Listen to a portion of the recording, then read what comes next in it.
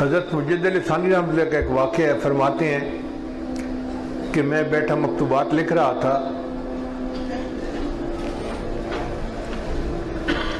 تو قلم جب ذرا نہیں چلتی تھی تو میں اس کو اپنے بائیں ہاتھ کا جو انگوٹھ ہے نا اس کے اوپر ذرا ایسے چلا لیتا تھا، ٹھیک کر لیتا تھا، لکھتا رہا پھر مجھے بیت الخلاء کی ضرورت محسوس ہوئی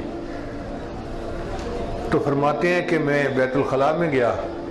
جب بیت الخلاء میں بیٹھنے لگا نا تو میری نظر اس سیاہی پر پڑی تو مجھے خیال آیا کہ یہ وہ سیاہی ہے جسے میں قرآن و حدیث لکھنے میں استعمال کرتا ہوں، اور اگر میں یہاں قضاء حاجت سے فارغ ہوں گا اور استنجا کروں گا تو یہ سیاہی تو ناپاکی کے ساتھ مل جائے گی، یہ اس کے ادب کے خلاف ہے۔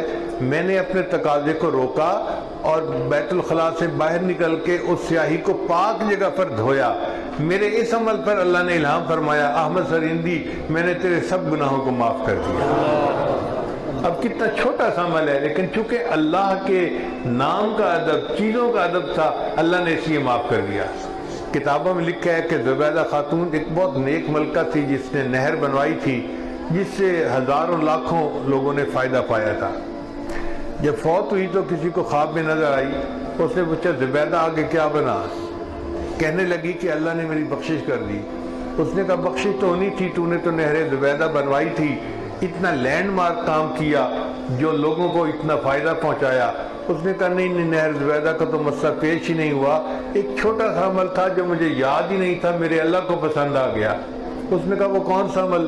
کہنے لگی کہ میں ایک دفعہ دسترخوان پہ اپنے محل میں عورتوں کے ساتھ بیٹھی کھانا کھا رہی تھی، جب میں نے لقمہ سالن کے ساتھ لگایا تو میں چاہتی تھی کہ میں لقمے کو کھا لوں کہ اچانک مسجد سے اللہ اکبر کی آواز بلند ہوئی، اذان کی آواز آئی۔